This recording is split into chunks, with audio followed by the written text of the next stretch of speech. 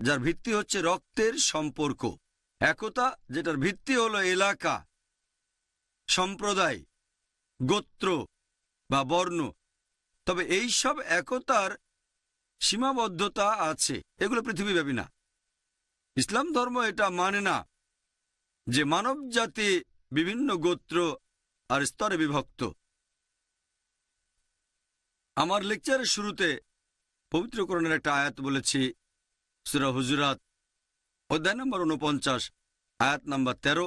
আল্লাহ পবিত্র কোরআনে বলেছেন, ইয়া আইয়ুহান নাসু ইন্না খালাকনাকুম মিন যাকরিন ওয়া উনসা ওয়া জাআলনাকুম শুউবান ওয়া কাবাইলা লিতাআরাফু ইন্না আক্রামাকুম ইনদাল্লাহি আতকাকুম ইন্নাল্লাহা আলিমুন খাবীর। যার মানে, হে মানব জাতি, আমি তোমাদেরকে এক জোড়া পুরুষ ও নারী হতে সৃষ্টি করেছি, আর তোমাদের বিভক্ত করেছি আমি বিভিন্ন জাতীয় গোত্রে, যাতে একে অন্যকে চিনতে পারো। এজন্য নয় যে একে অন্যকে ঘৃণা করবে। এবং আল্লাহর কাছে সেই ব্যক্তির অধিক মর্যাদা রয়েছে যে ব্যক্তির রয়েছে তাকওয়া। আল্লাহ সুবহানাহু ওয়া তাআলার বিচার করার মানদণ্ডটা সেটা গায়ের রং না, সেটা বর্ণ না, সম্পদ না, লিঙ্গ না, সেটা হচ্ছে তাকওয়া। তার মানে আল্লাহকে মেনে চলা, ধার্মিকতা আর ন্যায়নিষ্ঠতা।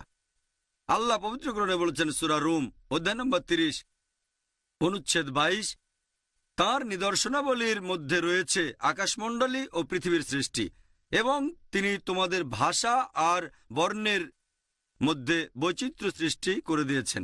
এতে জ্ঞানীদের জন্য অবশ্যই বহু নিদর্শন রয়েছে। আল্লাহ মানুষকে বিভিন্ন বর্ণে সৃষ্টি করেছেন, বিভিন্ন ভাষা দিয়েছেন, যাতে করে একে অন্যকে চিনতে পারেন।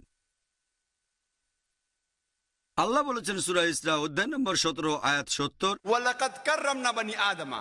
আল্লাহ সব আদম সন্তানকে মর্যাদা দান করেছেন, পৃথিবীর যে অংশ থেকে আপনি আসেন না কেন, যে সম্প্রদায় থেকে আসেন না কেন। আল্লাহ সুবহানাহু ওয়া তাআলা সব আদম সন্তানকে মর্যাদা দিয়েছেন, পুরো মানব জাতিকে। আল্লাহ বলেছেন সূরা ফাতির অধ্যায় 35 আয়াত 24, ওয়া ইম মিন উম্মাতিন ইল্লা খালা ফিহা নাযীর। এমন কোন সম্প্রদায় নেই যাদের কাছে আমি সতর্ককারী পাঠাইনি। আল্লাহ কোরআনে বলেছেন সূরা রদ অধ্যায় 13 অনুচ্ছেদ 7, ওয়া লিকুল্লি কওমিন হাদ। প্রত্যেক সম্প্রদায়ের জন্য রয়েছে পথপ্রদর্শক। আল্লাহ তাআলা প্রত্যেক সম্প্রদায়ের জন্য নবী রাসূল পাঠিয়েছেন। আমাদের নবীজি মুহাম্মদ সাল্লাল্লাহু আলাইহি ওয়াসাল্লাম বলেছেন, এই সহিহ হাদিসটা আছে আহমদ ইবনে হাম্বলে খণ্ড নম্বর 5। আমাদের নবীজি বলেছেন, এ পর্যন্ত পৃথিবীতে 1,24,000 নবী রাসূল এসেছেন। তবে যেসব নবী রাসূল সর্বশেষ ও চূড়ান্ত নবী মুহাম্মদ সাল্লাল্লাহু আলাইহি সাল্লামের আগে এসেছেন, তারা এসেছেন শুধু তাদের সম্প্রদায়ের জন্য, তাদের উম্মার জন্য। আর যেহেতু নবীজি মুহাম্মদ সাল্লাল্লাহু আলাইহি সাল্লাম হলেন সর্বশেষ ও চূড়ান্ত নবী, তিনি শুধুমাত্র মুসলিম বা আরবদের জন্য আসেননি। আল্লাহ পবিত্র কোরআনে বলেছেন সূরা আম্বিয়া অধ্যায় নম্বর 21 আয়াত নম্বর 107, ওয়া মা আরসালনাকা ইল্লা রাহমাতাল লিল আলামিন। আমি তো তোমাকে প্রেরণ করেছি কেবল বিশ্বজগতের প্রতি রহমত হিসেবে, সকল সৃষ্টির প্রতি রহমত হিসেবে, পুরো মানবজাতির প্রতি রহমত হিসেবে। আল্লাহ বলেছেন সূরা সাবা অধ্যায় নম্বর 34 আয়াত নম্বর 28, ওয়া মা আরসালনাকা ইল্লা কাফাতাল লিন-নাস বাশীরা ওয়া নাযীরা। আমি তো তোমাকে সমগ্র মানবজাতির প্রতি সুসংবাদদাতা ও সতর্ককারী রূপে পৃথিবীতে পাঠিয়েছি, কিন্তু অধিকাংশ মানুষই এখনো এটা জানে না। তাহলে নবীজি মুহাম্মদ সাল্লাল্লাহু আলাইহি সাল্লাম শুধুমাত্র মুসলিম বা আরবদের জন্য আসেননি, তিনি এসেছিলেন পুরো মানব জাতির জন্য। আল্লাহ কোরআনে বলেছেন সূরা রদ অধ্যায় 13 আয়াত 38, লিকুল্লি আজলিন কিতাব। প্রত্যেক যুগে আমি আসমানি কিতাব পাঠিয়েছি। পবিত্র কোরআনে মাত্র 4টার নাম উল্লেখ করা হয়েছে, তবে প্রত্যেক যুগেই আল্লাহ আসমানি কিতাব পাঠিয়েছেন। কিন্তু সর্বশেষ ও চূড়ান্ত আসমানি কিতাব কোরআনের আগে যেসব কিতাব এসেছিল সেগুলো ছিল নির্দিষ্ট গোত্রের জন্য, আর সেই কিতাবের নির্দেশ মানার কথা ছিল একটা নির্দিষ্ট সময় পর্যন্ত। তবে যেহেতু কোরআন সর্বশেষ ও চূড়ান্ত আসমানি কিতাব, আল্লাহ বলেছেন সূরা ইব্রাহিম অধ্যায় নম্বর 14 আয়াত নম্বর 1, আলিফ লাম র। এই কিতাব তোমার প্রতি অবতীর্ণ করেছে নবী মুহাম্মদ সাল্লাল্লাহু আলাইহি সাল্লাম, যাতে করে তুমি মানব জাতিকে বের করে আনতে পারো অন্ধকার থেকে আলোতে। যেহেতু কোরআন আল্লাহ তাআলার সর্বশেষ ও চূড়ান্ত ওহী, এটা শুধুমাত্র মুসলিম বা আরবদের জন্য নাজিল করা হয়নি, নাজিল হয়েছে পুরো মানব জাতির জন্য। এই কথাটা আবারও আছে সূরা ইব্রাহিম অধ্যায় 14 আয়াত 52, সূরা বাকারা অধ্যায় 2 আয়াত 185, এছাড়াও সূরা আল জুমার অধ্যায় 39 আয়াত 41, যে পবিত্র কোরআন নাজিল হয়েছে পুরো মানব জাতির জন্য। বাইবেলে যেমন ওল্ড টেস্টামেন্ট আছে, আর নিউ টেস্টামেন্ট আছে, তাহলে এই কোরআন হচ্ছে মানবজাতির জন্য লাস্ট টেস্টামেন্ট।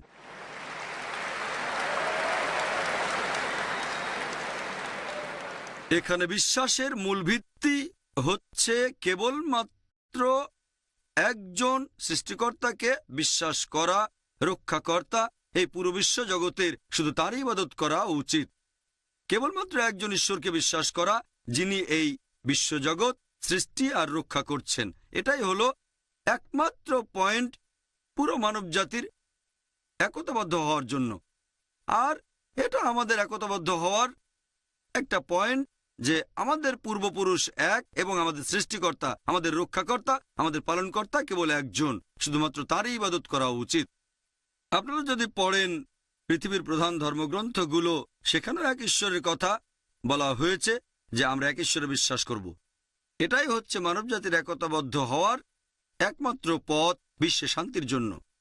ধর্ম অক্সফোর্ড ডিকশনারি অনুযায়ী মানে কোনো অতিমানবীয় নিয়ন্ত্রণ শক্তিতে বিশ্বাস করা, ব্যক্তিগত ঈশ্বর বা অনেক ঈশ্বর যার উপাসনা করা আর অনুগত হওয়া উচিত। এক কথায় ধর্ম মানে ঈশ্বরে বিশ্বাস করা। আল্লাহ পবিত্র কোরআনে বলেছেন সূরা আল ইমরান অধ্যায় নম্বর 3 আয়াত নম্বর 64, কুল ইয়া আহলাল কিতাব বলো হে কিতাবীগণ, তাআলু ইলা কালিমাতিন সাওয়াইন বাইনানা বাইনাকুম, এসো সেই কথায় যা আমাদের ও তোমাদের মধ্যে এক। প্রথম সাদৃশ্য কি? আল্লা না'বুদা ইল্লাল্লাহ, আমরা আল্লাহ ব্যতীত অন্য কারো ইবাদত করি না, ওয়ালা নুশরিকা বিহি শাইয়্যান, আমরা অন্য কিছুকে তার শরীক করি না, ওয়ালা ইয়াত্তাখিযা বা'দুনা বা'দান আরবাবান মিন দুনিল্লাহ, আমরা আমাদের মধ্য থেকে অন্য কাউকে আল্লাহ ব্যতীত রব হিসেবে গ্রহণ করি না। ফাইন তাওয়াল্লাউ, যদি তারা মুখ ফিরিয়ে নেয়, ফাকুলু শাদু বলো সাক্ষী থাকো বিআন্না মুসলিমুন, যে আমরা মুসলিম, আল্লাহর কাছে নিজের ইচ্ছাকে সমর্পণ করি। আল্লাহ পবিত্র কোরআনে যে কৌশলটার কথা বলেছেন সেটা হচ্ছে তাআলু ইলা কালিমাতিন সাওয়াইন বাইনানা বাইনাকুম, এসো সেই কথায় যা আমাদের ও তোমাদের মধ্যে এক। প্রথম সাদৃশ্য কি? আল্লা না'বুদা ইল্লাল্লাহ, আমরা এক আল্লাহ সুবহানাহু ওয়া তাআলা ব্যতীত অন্য কারো উপাসনা করি না। কোন ধর্মের ঈশ্বরের ধারণা বুঝতে গেলে সেই ধর্মের অনুসারীদের কাজকর্ম দেখলে হবে না। কোন ধর্মের ঈশ্বরের ধারণাটা বুঝতে গেলে আমাদের দেখতে হবে সেই ধর্মের ধর্মগ্রন্থগুলো ঈশ্বর সম্পর্কে কি বলেছে। আর আপনারা যদি প্রধান ধর্মের ধর্মগ্রন্থগুলো দেখেন, সবাই বলেছে ঈশ্বরের একত্ববাদের কথা, ঈশ্বরে বিশ্বাসের একতা, তাওহীদের কথা। প্রথমে আলোচনা করব হিন্দুইজমে ঈশ্বরের ধারণাটা নিয়ে। যদি কোনো সাধারণ হিন্দুকে জিজ্ঞেস করেন সে কতজন ঈশ্বরে বিশ্বাস করে, কেউ বলবে 3 জন, কেউ বলবে 1000, আবার কেউ বলবে সে 33 কোটি দেবদেবীতে বিশ্বাস করে। তবে কোনো জ্ঞানী হিন্দুকে জিজ্ঞেস করেন যিনি হিন্দু ধর্মগ্রন্থগুলো সম্পর্কে জানেন, তিনি আপনাকে বলবেন হিন্দুদের উচিত শুধুমাত্র একজন ঈশ্বরের উপাসনা করা। সাধারণ হিন্দুরা একটা ফিলোসফিতে বিশ্বাস করে যার নাম প্যান্থাইজম। সাধারণ হিন্দুরা বলে যে সবকিছু ঈশ্বর, গাছ ঈশ্বর, সূর্য ঈশ্বর, চাঁদ ঈশ্বর, মানুষ ঈশ্বর, সাপও ঈশ্বর। আমরা মুসলিমরা যেটা বলি সবকিছু হচ্ছে ঈশ্বরের। ঈশ্বর তারপরে এর শব্দটা রয়েছে। সবকিছুর মালিক হচ্ছে ঈশ্বর। গাছের মালিক ঈশ্বর, সূর্যের মালিক ঈশ্বর, চাঁদের মালিক ঈশ্বর, মানুষের মালিক ঈশ্বর, সাপের মালিকও ঈশ্বর। তাহলে হিন্দু আর মুসলিমদের মধ্যে প্রধান পার্থক্য হচ্ছে সাধারণ হিন্দুরা বলে সবকিছু ঈশ্বর, আমরা মুসলিমরা বলি সবকিছু ঈশ্বরের। ঈশ্বর তারপরে এর শব্দটা রয়েছে। যদি আমরা এর শব্দটার সমাধান করতে পারি, হিন্দু আর মুসলিম আমরা একতাবদ্ধ হয়ে যাব।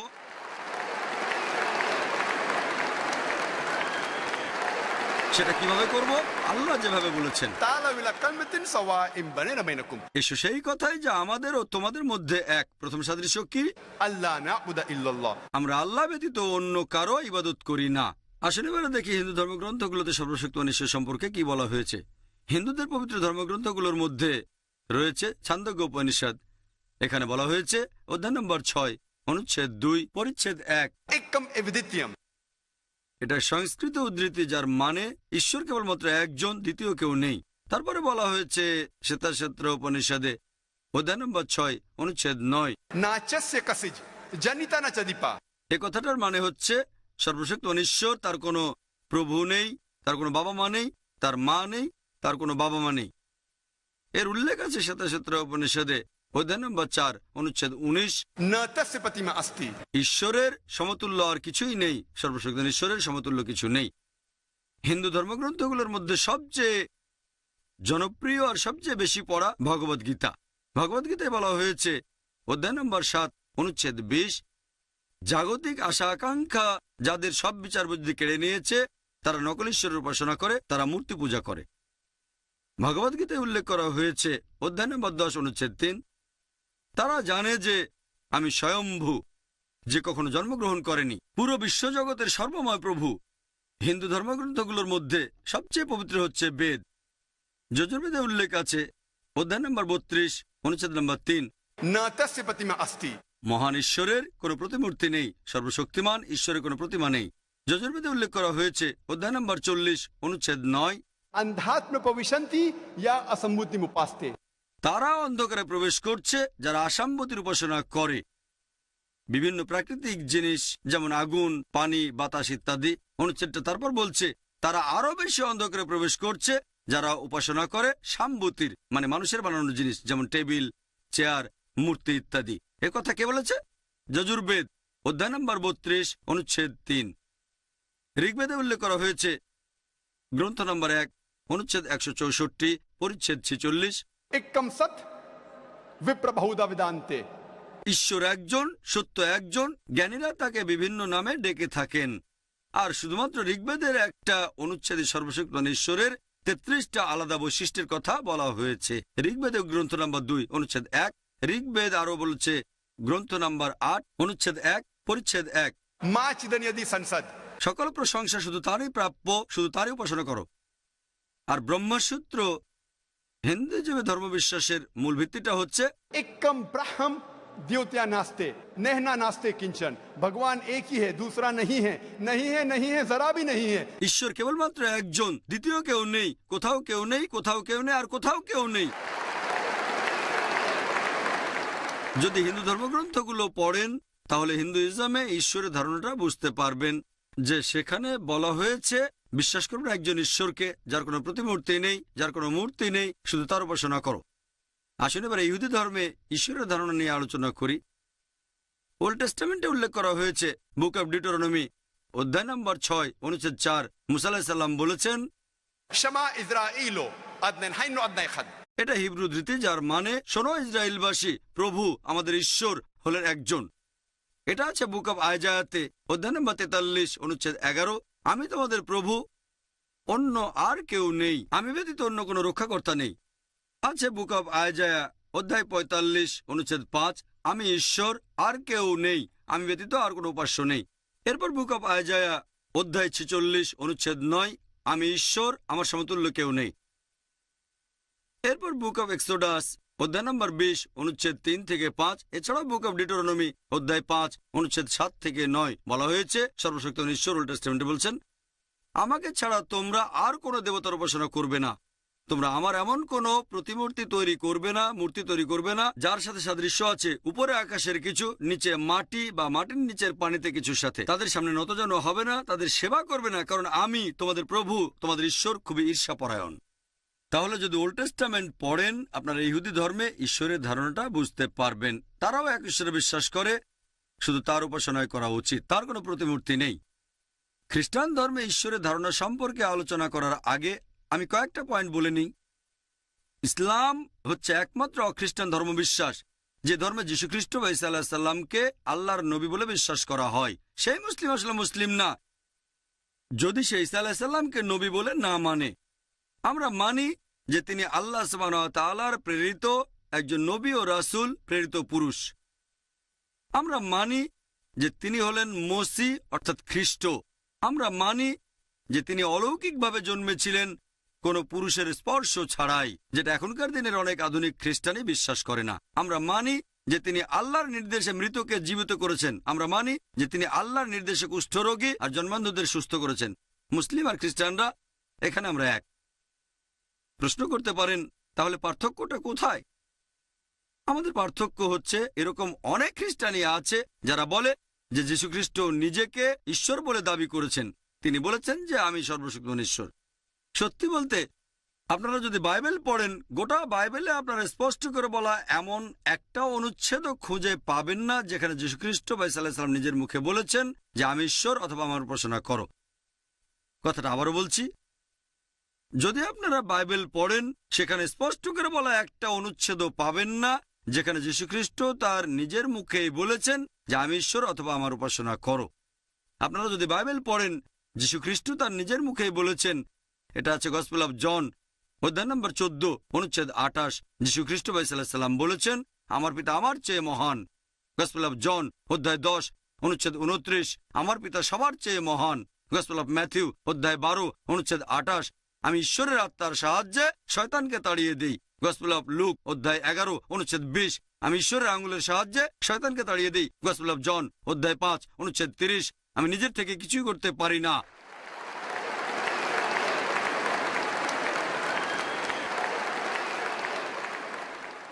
আমি নিজের থেকে কিছু করতে পারি না, আমি যেমন শুনি তেমন বিচার করি এবং আমার বিচার ন্যায্য, কারণ আমি আমার ইচ্ছা পূরণ করি না, পিতার ইচ্ছা পূরণ করি। যদি কেউ বলে নিজের ইচ্ছা পূরণ করি না, আমার ঈশ্বরের ইচ্ছা পূরণ করি, সে একজন মুসলিম। যীশুখ্রিস্ট ছিলেন একজন মুসলিম।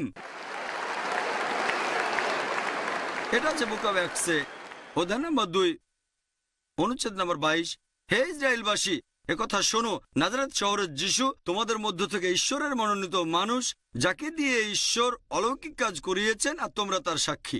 তোমাদের মধ্যে ঈশ্বর মনোনীত একজন মানুষ, যাকে দিয়ে ঈশ্বর অনেক অলৌকিক কাজ করিয়েছেন আর তোমরা তার সাক্ষী। যীশুখ্রিস্টকে যখন জিজ্ঞেস করা হলো ঈশ্বরের প্রথম আদেশটা কি, তিনি সেই কথাটাই বললেন যে কথাটা বলেছিলেন মুসা আলাইহিস সালাম। এটা হচ্ছে গসপেল অফ মার্কে অধ্যায় নম্বর 12 অনুচ্ছেদ 19, বলা হয়েছে شما إسرائيل أدنى الحين وأدنى يكد হে ইসরায়েলবাসী শোনো, প্রভু আমাদের ঈশ্বর হলেন একমাত্র প্রভু। তাহলে যদি খ্রিস্টানদের ধর্মগ্রন্থ বাইবেল পড়েন, এখানেও ঈশ্বরের একত্ববাদের কথা বলা হয়েছে, শুধুমাত্র তারই উপাসনা করা উচিত। আসুন এবারে ইসলাম ধর্মে আল্লাহর ধারণা নিয়ে আলোচনা করি। আল্লাহ সুবহানাহু ওয়া তাআলার ধারণা সম্পর্কে সবচেয়ে সেরা উত্তর যেটা হতে পারে সেটা হচ্ছে সূরা ইখলাস অধ্যায় নম্বর 112 অনুচ্ছেদ 1 থেকে 4, বলা হয়েছে قل هو الله أحد বলো তিনি আল্লাহ এক অদ্বিতীয়। الله الصمد আল্লাহ তিনি সার্বভৌম চিরস্থায়ী। لم يلد ولم يولد তিনি জন্ম নেননি, কাউকে জন্ম দেননি, ولم يكن له كفوا أحد তার সমতুল্য কিছুই নেই। এই হলো 4 লাইনের সংজ্ঞা। যদি কোনো লোক বলে যে অমুক জিনিস বা অমুক লোক ঈশ্বর, যদি সেই জিনিস বা সেই লোক 4টা শর্ত পূরণ করতে পারে, আমরা মুসলিমরা কোনো আপত্তি ছাড়াই তাকে ঈশ্বর বলে মেনে নেব। প্রথমটা হচ্ছে قل هو الله أحد দ্বিতীয়টা الله الصمد বলো তিনি আল্লাহ এক অদ্বিতীয়, তিনি সার্বভৌম চিরস্থায়ী, لم يلد ولم يولد কখনো জন্ম নেননি, কাউকে জন্ম দেননি, ولم يكن له كفوا أحد তার সমতুল্য কিছুই নেই। এই সূরা ইখলাস হচ্ছে ঈশ্বর তত্ত্বের কোষ্ঠী পাথর। আপনি যে ঈশ্বরের উপাসনা করেন তাকে সূরা ইখলাস দিয়ে পরীক্ষা করেন। যদি সেই পরীক্ষায় পাশ করে, আমাদের তাকে সর্বশক্তিমান ঈশ্বর আল্লাহ সুবহানাহু ওয়া তাআলা বলে মেনে নিতে কোনো আপত্তি থাকবে না। আল্লাহ পবিত্র কোরআনে বলেছেন সূরা ইসরা অধ্যায় 17 আয়াত 110, قل ادعوا الله أو ادعوا الرحمن أيما تدعوا فله الأسماء الحسنى তোমরা তাকে আল্লাহ নামে ডাকো অথবা রহমান, তোমরা তাকে যে নামেই ডাকো, সকল সুন্দর নামসমূহ তো তারই। এই একজন ঈশ্বরে বিশ্বাস, যিনি সৃষ্টি আর রক্ষা করছেন পুরো বিশ্বজগৎ, পুরো মানুষ জাতি, এটাই হতে পারে একমাত্র কারণ একতাবদ্ধ হওয়ার। বিশ্বজুড়ে একতার জন্য এটা একমাত্র সমাধান। ইসলাম শুধু মুখে একতার কথা বলছে না, তাদের হাতে কলমে দেখিয়েও দেয়। আমাদের জীবনে প্রতিদিন আমরা মুসলিমরা বিশ্বাসের একতা দেখাচ্ছি দিনে অন্তত 5 বার নামাজ আদায়ের সময়। আমরা মুসলিমরা যখন নামাজ পড়ি তখন কাঁধে কাঁধ লাগিয়ে দাঁড়াই। হতে পারে আমার পাশে যে লোকটা দাঁড়িয়ে আছে সে সাদা বা কালো, হলুদ বা বাদামি, ধনী বা গরিব, রাজা বা ফকির, যখন আমরা নামাজের জন্য দাঁড়াবো কাঁধে কাঁধ লাগিয়ে দাঁড়াবো। আমরা মুসলিমরা বিশ্বজুড়ে একতাকে উদযাপন করি প্রতি বছর একবার করে হজের সময়। হজ করতে পৃথিবীর বিভিন্ন দেশ আর প্রান্ত থেকে লোকজন মক্কায় আসে। আমেরিকা থেকে, ইংল্যান্ড থেকে, কানাডা থেকে, সিঙ্গাপুর থেকে, মালয়েশিয়া থেকে, ইন্ডিয়া থেকে, পাকিস্তান থেকে, আরব দেশগুলো থেকে। আর পুরুষরা এ সময় 2 টুকরো সেলাই ছাড়া কাপড় পরে আপনি দেখে বুঝতে পারবেন না যে আপনার পাশে যে লোকটা দাঁড়িয়ে আছে সে রাজা নাকি ফকির। এটা হচ্ছে বিশ্বজুড়ে একতার সবচেয়ে সেরা দৃষ্টান্ত। আমাদের নবীজি মুহাম্মদ সাল্লাল্লাহু আলাইহি ওয়াসাল্লাম বলেছেন, কোনো আরব একজন অনারবের চেয়ে শ্রেষ্ঠ না, আবার কোনো অনারব একজন আরবের চেয়ে শ্রেষ্ঠ না, কোনো শ্বেতাঙ্গ একজন কৃষ্ণাঙ্গের চেয়ে শ্রেষ্ঠ না, আবার কোনো কৃষ্ণাঙ্গ শ্বেতাঙ্গের চেয়ে শ্রেষ্ঠ না। শ্রেষ্ঠ হবে গুণ দিয়ে, শ্রেষ্ঠ হবে তাকওয়া দিয়ে, তার মানে আল্লাহকে মেনে চলা ধার্মিকতা আর ন্যায়নিষ্ঠতা। তাহলে বিশ্বজুড়ে একতার একমাত্র সমাধান বিশ্বাস করা এবং উপাসনা করা মাত্র এক আল্লাহ, এক রক্ষাকর্তাকে। যদি আপনারা বাইবেল পড়েন, সেখানে স্পষ্ট করে বলা একটা অনুচ্ছেদও পাবেন না যেখানে যীশুখ্রিস্ট তার নিজের মুখেই বলেছেন যে আমি ঈশ্বর অথবা আমার উপাসনা করো। আপনারা যদি বাইবেল পড়েন, যীশুখ্রিস্ট তার নিজের মুখেই বলেছেন। এটা আছে গসপেল অফ জন অধ্যায় নম্বর 14 অনুচ্ছেদ 28। যীশুখ্রিস্ট ভাই সাল্লাল্লাহু আলাইহি ওয়াসাল্লাম বলেছেন, আমার পিতা আমার চেয়ে মহান। গসপেল অফ জন অধ্যায় 10 অনুচ্ছেদ 29, আমার পিতা সবার চেয়ে মহান। গসপেল অফ ম্যাথিউ অধ্যায় 12 অনুচ্ছেদ 28, আমি ঈশ্বরের আত্মার সাহায্যে শয়তানকে তাড়িয়ে দিই। গসপেল অফ লুক অধ্যায় 11 অনুচ্ছেদ 20, আমি ঈশ্বরের আঙুলের সাহায্যে শয়তানকে তাড়িয়ে দিই। গসপেল অফ জন অধ্যায় 5 অনুচ্ছেদ 30, আমি নিজের থেকে কিছুই করতে পারি না।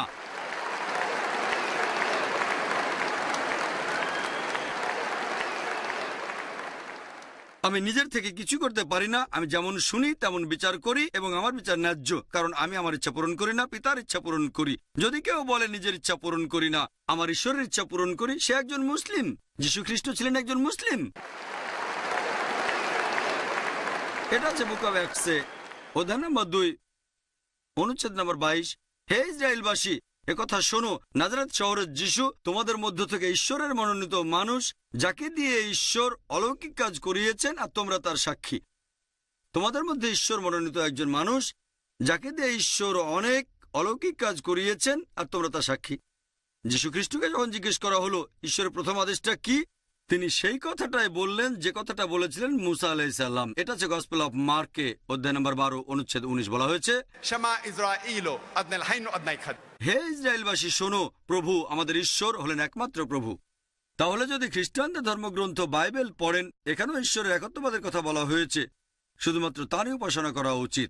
আসুন এবারে ইসলাম ধর্মে আল্লাহর ধারণা নিয়ে আলোচনা করি। আল্লাহ সুবহানাহু ওয়া তাআলার ধারণা সম্পর্কে সবচেয়ে সেরা উত্তর যেটা হতে পারে সেটা হচ্ছে সূরা ইখলাস অধ্যায় নম্বর 112 অনুচ্ছেদ 1 থেকে 4, বলা হয়েছে, قل هو الله أحد বলো তিনি আল্লাহ এক অদ্বিতীয়। الله الصمد আল্লাহ তিনি সার্বভৌম, চিরস্থায়ী। لم يلد ولم يولد তিনি জন্ম নেননি, কাউকে জন্ম দেননি, ولم يكن له كفوا أحد তার সমতুল্য কিছুই নেই। এই হলো 4 লাইনের সংজ্ঞা। যদি কোনো লোক বলে যে অমুক জিনিস বা অমুক লোক ঈশ্বর, যদি সেই জিনিস বা সেই লোক 4টা শর্ত পূরণ করতে পারে, আমরা মুসলিমরা কোনো আপত্তি ছাড়াই তাকে ঈশ্বর বলে মেনে নেব। প্রথমটা হচ্ছে قل هو الله أحد দ্বিতীয়টা الله الصمد বলো তিনি আল্লাহ এক অদ্বিতীয়, তিনি সার্বভৌম, চিরস্থায়ী, لم يلد ولم يولد কখনো জন্ম নেননি, কাউকে জন্ম দেননি, ولم يكن له كفوا أحد তার সমতুল্য কিছুই নেই। এই সূরা ইখলাস হচ্ছে ঈশ্বর তত্ত্বের কোষ্ঠী পাথর। আপনি যে ঈশ্বরের উপাসনা করেন তাকে সূরা ইখলাস দিয়ে পরীক্ষা করেন। যদি সেই পরীক্ষায় পাশ করে, আমাদের তাকে সর্বশক্তিমান ঈশ্বর আল্লাহ সুবহানাহু ওয়া তাআলা বলে মেনে নিতে কোনো আপত্তি থাকবে না। আল্লাহ পবিত্র কোরআনে বলেছেন সূরা ইসরা অধ্যায় 17 আয়াত 110, قل ادعوا الله عبد الرحمن أيما تدعوا فله الأسماء الحسنى তোমরা তাকে আল্লাহ নামে ডাকো অথবা রহমান, তোমরা তাকে যে নামেই ডাকো, সকল সুন্দর নামসমূহ তো তারই। এই একজন ঈশ্বরে বিশ্বাস, যিনি সৃষ্টি আর রক্ষা করছেন পুরো বিশ্বজগৎ, পুরো মানুষ জাতি, এটাই হতে পারে একমাত্র কারণ একতাবদ্ধ হওয়ার। বিশ্বজুড়ে একতার জন্য এটা একমাত্র সমাধান। ইসলাম শুধু মুখে একতার কথা বলছে না, তাদের হাতে কলমে দেখিয়েও দেয়। আমাদের জীবনে প্রতিদিন আমরা মুসলিমরা বিশ্বাসের একতা দেখাচ্ছি। দিনে অন্তত 5 বার নামাজ আদায়ের সময় আমরা মুসলিমরা যখন নামাজ পড়ি তখন কাঁধে কাঁধ লাগিয়ে দাঁড়াই। হতে পারে আমার পাশে যে লোকটা দাঁড়িয়ে আছে সে সাদা বা কালো, হলুদ বা বাদামি, ধনী বা গরিব, রাজা বা ফকির, যখন আমরা নামাজের জন্য দাঁড়াবো কাঁধে কাঁধ লাগিয়ে দাঁড়াবো। আমরা মুসলিমরা বিশ্বজুড়ে একতাকে উদযাপন করি প্রতি বছর একবার করে হজের সময়। হজ করতে পৃথিবীর বিভিন্ন দেশ আর প্রান্ত থেকে লোকজন মক্কায় আসে। আমেরিকা থেকে, ইংল্যান্ড থেকে, কানাডা থেকে, সিঙ্গাপুর থেকে, মালয়েশিয়া থেকে, ইন্ডিয়া থেকে, পাকিস্তান থেকে, আরব দেশগুলো থেকে। আর পুরুষরা এ সময় 2 টুকরো সেলাই ছাড়া কাপড় পরে। আপনি দেখে বুঝতে পারবেন না যে আপনার পাশে যে লোকটা দাঁড়িয়ে আছে সে রাজা নাকি ফকির। এটা হচ্ছে বিশ্বজুড়ে একতার সবচেয়ে সেরা দৃষ্টান্ত। আমাদের নবী মুহাম্মদ সাল্লাল্লাহু আলাইহি ওয়াসাল্লাম বলেছেন, কোনো আরব একজন অনারবের চেয়ে শ্রেষ্ঠ না, আবার কোনো অনারব একজন আরবের চেয়ে শ্রেষ্ঠ না। কোনো শ্বেতাঙ্গ একজন কৃষ্ণাঙ্গের চেয়ে শ্রেষ্ঠ না, আবার কোনো কৃষ্ণাঙ্গ শ্বেতাঙ্গের চেয়ে শ্রেষ্ঠ না। শ্রেষ্ঠ হবে গুণ দিয়ে, শ্রেষ্ঠ হবে তাকওয়া দিয়ে, তার মানে আল্লাহকে মেনে চলা ধার্মিকতা আর ন্যায়নিষ্ঠতা। তাহলে বিশ্বজুড়ে একতার একমাত্র সমাধান বিশ্বাস করা এবং উপাসনা করা মাত্র এক আল্লাহ, এক রক্ষাকর্তাকে। এবারে আমরা লেকচারের দ্বিতীয় অংশে আসি, তার মানে বিশ্ব শান্তি। ইসলাম হচ্ছে পৃথিবীতে শান্তির জন্য একমাত্র সমাধান। ইসলাম এসেছে আরবি শব্দ সালাম থেকে, যার অর্থ শান্তি। এর আরেকটা মূল আরবি শব্দ হচ্ছে সিলম, যার অর্থ আল্লাহর কাছে আত্মসমর্পণ করা। এক কথায় ইসলাম মানে আল্লাহ সুবহানাহু ওয়া তাআলার কাছে আত্মসমর্পণের মাধ্যমে শান্তি অর্জন করা। আর যে লোক আল্লাহ তাআলার কাছে আত্মসমর্পণ করে তাকে বলা হয় মুসলিম। তাহলে মুসলিম শব্দের অর্থ যে মানুষ আল্লাহ সুবহানাহু ওয়া তাআলার কাছে আত্মসমর্পণের মাধ্যমে শান্তি অর্জন করেছে। আর পবিত্র কোরআনে এই ইসলাম শব্দটা সব মিলিয়ে 80 বার বলা হয়েছে। আর সালাম অথবা মুসলিম শব্দটা পবিত্র কোরআনে বলা হয়েছে সব মিলিয়ে 45 বার। এই কারণেই মুসলিমরা অভিবাদন জানানোর সময় বলে, আসসালামু আলাইকুম, আপনার উপর শান্তি বর্ষিত হোক। আর এইভাবে আল্লাহর সকল নবী রাসূল অভিবাদন জানিয়েছেন, যীশুখ্রিস্ট অভিবাদন জানিয়েছেন। যদি আপনারা বাইবেল পড়েন, যখন যীশুখ্রিস্ট শিষ্যদের কাছে উপরের ঘরে গেলেন, গসপেল অব লুক অধ্যায় নম্বর 24 অনুচ্ছেদ 36, যিশু বলেছেন সালাম আলাইকুম হিব্রুতে, আরবিতে আসসালামু আলাইকুম, বাংলায় আপনার উপর শান্তি বর্ষিত হোক। এটাই হচ্ছে সবচেয়ে সেরা শান্তির অভিবাদন, আসসালামু আলাইকুম, আপনার উপর শান্তি বর্ষিত হোক।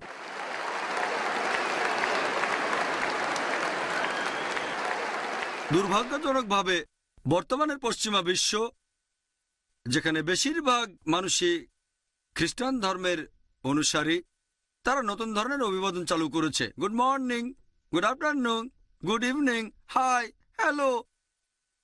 তারা যীশুখ্রিস্টের বলা অভিবাদনটা ব্যবহার করে না, আপনাদের উপরে শান্তি বর্ষিত হোক।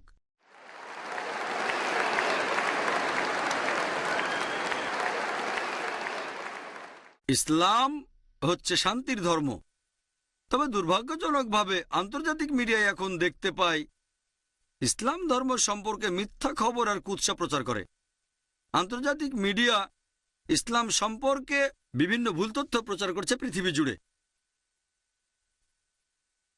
আর একটা আর্টিকেল অনুযায়ী ছাপা হয়েছিল টাইম ম্যাগাজিনে 1979 সালের 16 এপ্রিল, বলা হয়েছে যে এ পর্যন্ত 60,000-এর বেশি বই লেখা হয়েছে ইসলামের বিরুদ্ধে আর নবীজির বিরুদ্ধে। সময়কালটা 150 বছর, 1800 থেকে 1950 সাল পর্যন্ত। যদি হিসাব করেন তাহলে ইসলামের বিরুদ্ধে একটারও বেশি বই লেখা হয়েছে প্রতিদিন। তবে 9/11-এর পরে 2001 সালের 11 সেপ্টেম্বরের পরে এই প্রবণতাটা অনেক গুণ বেড়ে গেছে। এখন এই পার্সেন্টেজ, এই সংখ্যাটা অনেক গুণ বেড়ে গেছে। এটা প্রত্যেক মুসলিমের দায়িত্ব আমরা এই ভুল ধারণাগুলো শুধরে দেওয়ার চেষ্টা করব, যেটা প্রচার করছে আন্তর্জাতিক মিডিয়া। মিডিয়া এ ব্যাপারে কিছু কৌশল অবলম্বন করে। তারা এমনভাবে দেখায় যেন ইসলাম এমন একটা ধর্ম যেটা উত্তেজনা সৃষ্টি করে, যেন ইসলামের কারণে পুরো পৃথিবীতে শান্তির ব্যাঘাত ঘটছে। তারা যে কৌশল ব্যবহার করে সেগুলোর একটা যে তারা এভাবে বলে এই জিনিসটা আছে ইসলামে যেটা আসলে ইসলামে নেই। যেটার কথা ইসলামে কখনো শোনায়নি। যেমন ধরেন, তারা বলে যে ইসলাম হলো একটা সেকেলে ধর্ম। ইসলাম এমন একটা ধর্ম যেটা যুক্তি আর বিজ্ঞান মানে না। সত্যি বলতে ইসলাম হচ্ছে সবচেয়ে আধুনিক ধর্ম। ইসলাম যুক্তি এবং বিজ্ঞানে বিশ্বাস করে। এজন্য আমার লেকচার দেখবেন কোরআন ও আধুনিক বিজ্ঞান পরস্পর বিরোধী নাকি সঙ্গতিপূর্ণ। মিডিয়া অন্য আরেকটা কৌশল অবলম্বন করে। তারা কোরআন এবং হাদিস থেকে উদ্ধৃতি দেয়, তবে সেগুলো প্রসঙ্গ ছাড়া। আমি একটা উদাহরণ দিচ্ছি। মিডিয়া বলে পবিত্র কোরআন বলছে সূরা তাওবা অধ্যায় নম্বর 9 অনুচ্ছেদ 5, যখনই তুমি কাফিরকে দেখবে ব্র্যাকেটের মধ্যে অমুসলিম, তাকে মেরে ফেলো। যদি কোরআন খুলে দেখেন এ আয়াতটা পাবেন কোরআন বলছে যখনই কোনো কাফিরকে দেখবে মেরে ফেলো। তবে তারা উদ্ধৃতি দেয় প্রসঙ্গ ছাড়া। প্রসঙ্গটা হচ্ছে এ আয়াতটা নাজিল হয়েছিল যুদ্ধের ময়দান প্রসঙ্গে। আল্লাহ বলেছেন, শত্রুরা তোমাদের সঙ্গে লড়াই করতে এলে তোমরা ভয় পেও না, সাহসী হও আর তাদের মেরে ফেলো। এটা যুদ্ধের ময়দানে, তারা প্রসঙ্গ ছাড়া উদ্ধৃতি দেয়।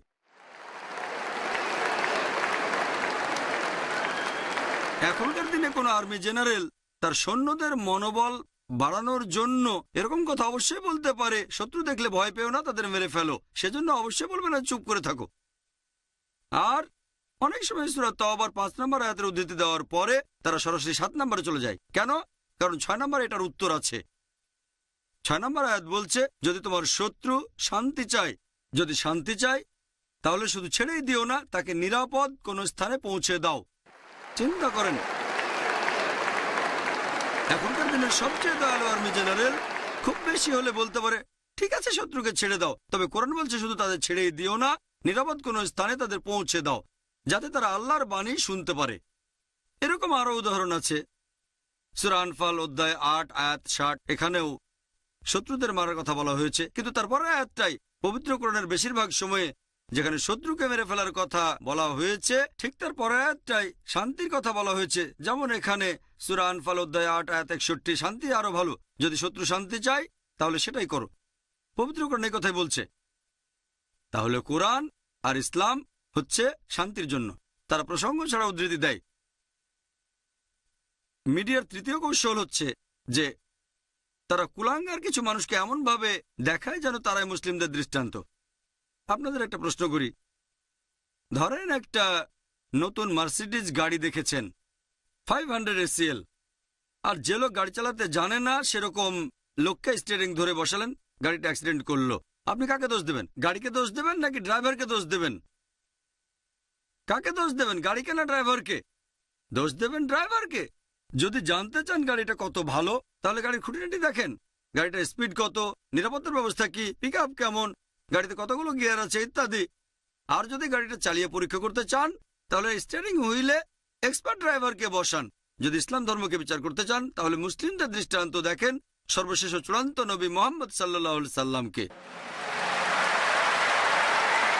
মিডিয়ার আরেকটা কৌশল হচ্ছে যে ইসলাম নাকি মানব জাতির জন্য সমস্যা। সত্যি বলতে ইসলাম হচ্ছে মানব জাতির সমস্যাগুলোর সমাধান। মিডিয়া বলে মুসলিমরা হচ্ছে মৌলবাদী। এই মৌলবাদী শব্দের অর্থ কি? মৌলবাদী মানে যে লোক কোনো একটা বিষয়ের মূলনীতিগুলো মেনে চলে। যদি কেউ ভালো ডাক্তার হতে চায় তাহলে তাকে মেডিসিনের মূলনীতিগুলো জানতে এবং মানতে হবে। যদি মেডিসিনের ক্ষেত্রে মৌলবাদী না হয় সে ভালো ডাক্তার হতে পারবে না। যদি কেউ ভালো বিজ্ঞানী হতে চায় তাহলে তাকে বিজ্ঞানের মূলনীতিগুলো জানতে আর মানতে হবে। যদি বিজ্ঞানের ক্ষেত্রে মৌলবাদী না হয় সে ভালো বিজ্ঞানী হতে পারবে না। প্রথমে আমাদের দেখতে হবে সে লোকটা কোন বিষয়ে মৌলবাদী। যদি আমার কথা বলতে হয়, আমি মৌলবাদী মুসলিম হিসেবে গর্ববোধ করি।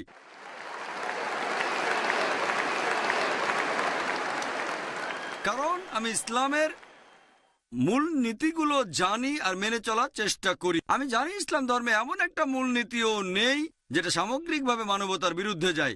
আমি চ্যালেঞ্জ করেছি ইসলামে এরকম একটা মূলনীতি দেখান যেটা সামগ্রিকভাবে মানবতার বিরুদ্ধে।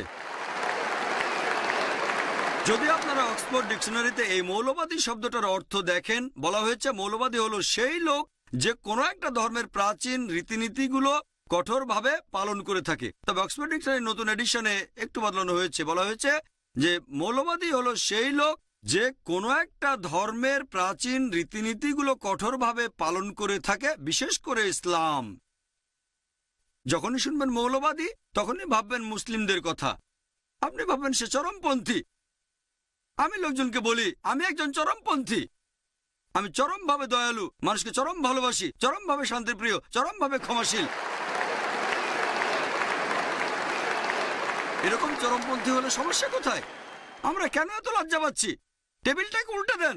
কোন মানুষকে আমাকে বলতে পারবে যে চরমভাবে সৎ হওয়াটা ভুল, তারপর চরম দয়ালু হওয়া ভুল, চরম শান্তিপ্রিয় হওয়া ভুল, চরম ন্যায় বিচারক হওয়া ভুল? তারা আমাদেরকে লেবেল দেয় যে মুসলিমরা সন্ত্রাসী। আমি বলবো এদিক থেকে প্রত্যেক মুসলিম সন্ত্রাসী হওয়া উচিত। এই সন্ত্রাসী শব্দের অর্থ আসলে কি? সন্ত্রাসী মানে যে অন্যকে সন্ত্রস্ত করে তোলে। একজন ডাকাত যখন কোনো পুলিশকে দেখে সন্ত্রস্ত হয়ে যাবে।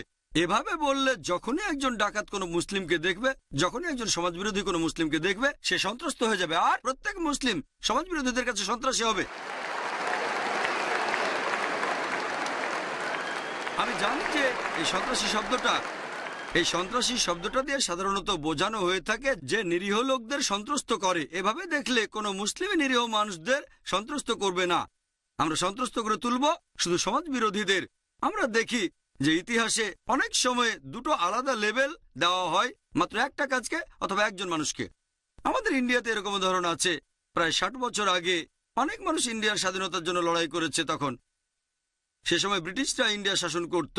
তখন ব্রিটিশ সরকার এই মানুষগুলোকে বলতো সন্ত্রাসী।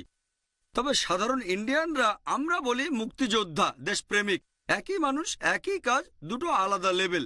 ব্রিটিশ সরকারের সাথে একমত হলে যে ইন্ডিয়া শাসনের অধিকার তাদের আছে, তাহলে এই লোকগুলোকে বলবেন সন্ত্রাসী।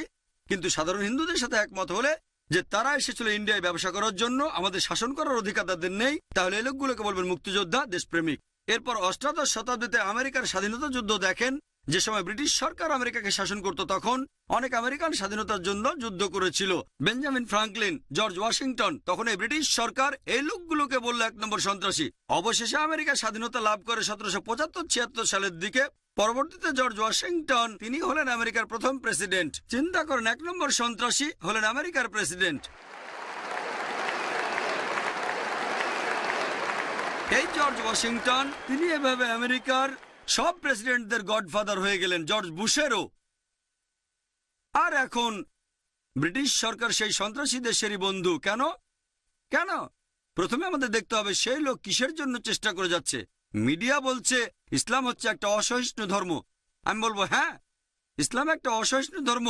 ইসলাম ধর্ম অসহিষ্ণু অবিচারের প্রতি, ইসলাম অসহিষ্ণু অসততার প্রতি, ইসলাম ধর্ম অসহিষ্ণু দুর্নীতির ব্যাপারে, ইসলাম অসহিষ্ণু সাম্প্রদায়িকতার ক্ষেত্রে, পক্ষপাতের ব্যাপারে। ইসলাম অসহিষ্ণু সেই সব সামাজিক ব্যাপারে যেগুলো পশ্চিমা বিশ্ব উপভোগ করে থাকে। ইসলাম ধর্ম অসহিষ্ণু মাদকাসক্তির ব্যাপারে, মদপানের ব্যাপারে, পতিতাবৃত্তির ব্যাপারে, ব্যভিচারের ক্ষেত্রে, অত্যাচারের ক্ষেত্রে। আমি ডক্টর জাকির নায়েক বলছি ইসলাম অবশ্যই একটা অসহিষ্ণু ধর্ম। অসহিষ্ণু সমাজের বিভিন্ন খারাপ জিনিসের ব্যাপারে আমরা ভয় পাচ্ছি কেন? আমরা নিজেদেরকে মুসলিম বলতে ভয় পাচ্ছি কেন? আলহামদুলিল্লাহ, ইসলাম সবচেয়ে সহিষ্ণু ধর্ম শান্তি স্থাপনের ব্যাপারে। আর এই কারণে এখন পৃথিবীর সুপার পাওয়ার যারা, তারা ভয় পাচ্ছে। পলিটিশিয়ানদের কথা বলছি, তারা ইসলামকে ভয় পাচ্ছে, কারণ এটা একমাত্র ধর্ম যেটা পৃথিবীতে শান্তি আনতে পারে।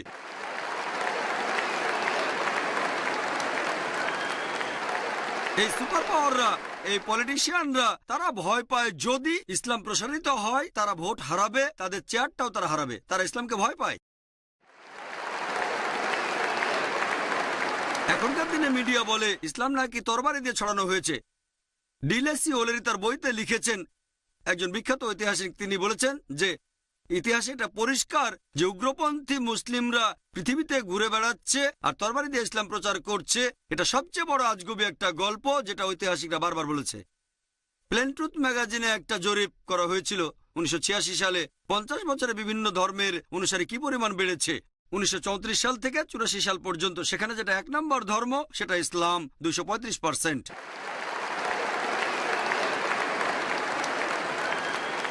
খ্রিস্টান ধর্ম মাত্র 47%, ইসলাম 235%। 1934 সাল থেকে 84 সালের মধ্যে কোন যুদ্ধটা হয়েছে যাতে হাজার হাজার লোক মুসলিম হয়ে গেছে? বর্তমানে আমেরিকায় যে ধর্মের অনুসারী সবচেয়ে বেশি হারে বাড়ছে সেটা ইসলাম। ইউরোপে ইসলাম ধর্মের অনুসারী সবচেয়ে বেশি হারে বাড়ছে।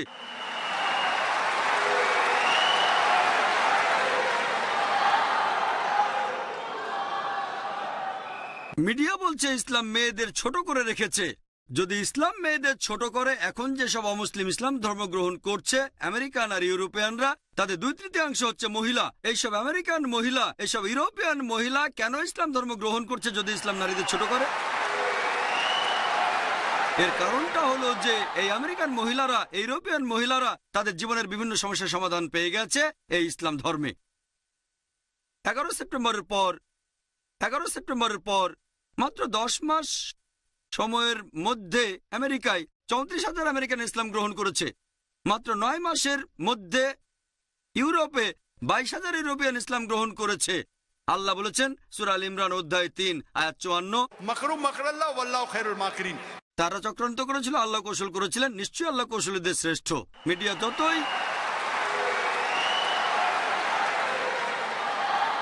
মিডিয়া যত ইসলামের বিরুদ্ধে কথা বলে যাক, তারা যত বেশি ইসলামকে ছোট করবে, তারা যত বেশি বিরোধিতা করবে, ইনশাআল্লাহ ইসলামের প্রসার আরো বাড়বে।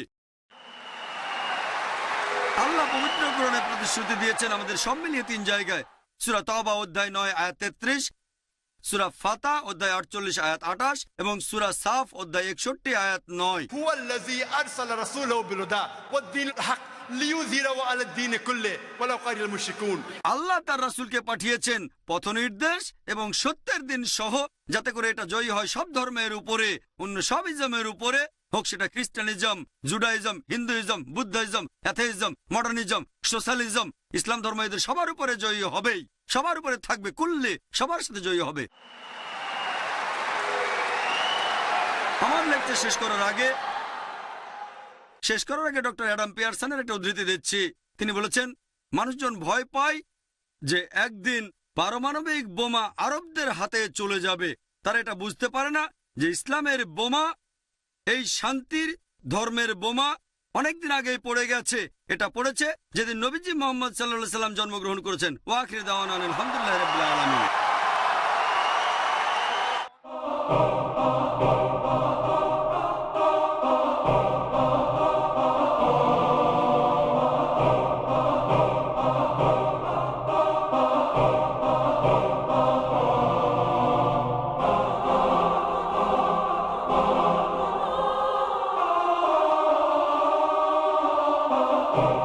Oh